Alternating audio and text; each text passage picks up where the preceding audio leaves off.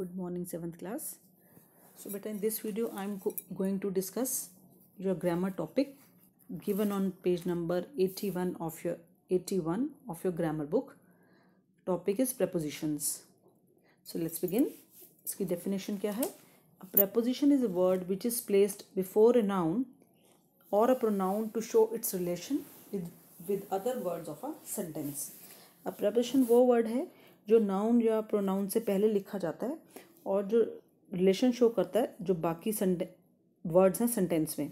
Example देखिए, the parrot is in the cage. अब इन वर्ड क्या है? प्रपोजिशन है और पैरट का रिलेशन किससे बता रहे हैं? केज के साथ. कि पैरट कहाँ पर है? केज के अंदर है. Next, the hunter killed the deer with an arrow. अब हंटर ने डियर को किससे मारा? एरो से. तो with an arrow. So with here is a preposition. Now you can say preposition is an important part of speech. अब usage के हिसाब से prepositions को 3 पार्ट्स में कैटेगराइज कर सकते हैं. First is preposition of place and direction. Second is preposition of time and date. Third is prepositions of travel and movement. अभी हम डिस्कस करने वाले हैं सबसे पहले prepositions of place and direction. इसमें सबसे इम्पॉर्टेंट वर्ड आपका in है. सो in कहाँ यूज़ करते हैं? It is used when one thing is within something or inside the edges of something. किस चीज़ के अंदर होने में बोलते हैं हम in यूज़ करते हैं. जैसे ऊपर वाले सेंटेंस में हमने देखिए क्या किया था? in the cage, केज में. ठीक है. in a car, in a box, in the garden, in Delhi. हम कहाँ रहते हैं? दिल्ली में रहते हैं. तो में के लिए क्या यूज़ करेंगे? in यूज़ करेंगे.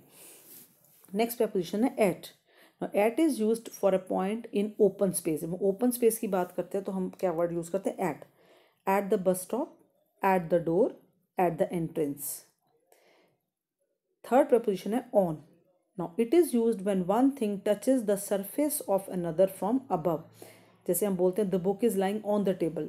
तो टेबल को टच कर रही है बुक, तो क्या आएगा? on the table. On the floor. The cat is sitting on the floor. ठीक है. on a page. Next is across. It means from one side to another. आर पार कहते हैं ना. Across the river, across the street. Next, fifth preposition is above. It is used when one thing is higher than other vertically. Vertically समझते हैं? Vertically, horizontally. Vertically, ठीक है. जैसे above the clouds, right? Above us, above my bed. There is a picture hanging above my bed. तो vertically आपके bed के ऊपर क्या है?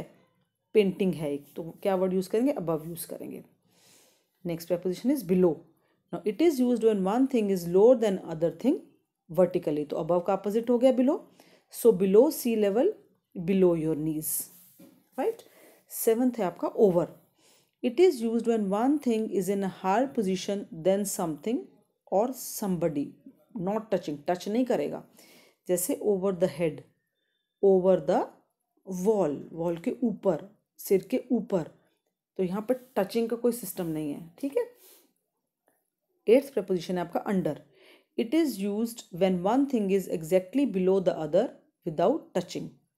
जैसे आप देखो ओवर और अंडर क्या हो गए? एंटोनिम्स हो गए. जैसे अबव और बिलो थे, समझने में ईजी रहेगा आपको. Under the bed, under the table. The child was sitting under the table. Touch नहीं कर रहे हैं वो. राइट.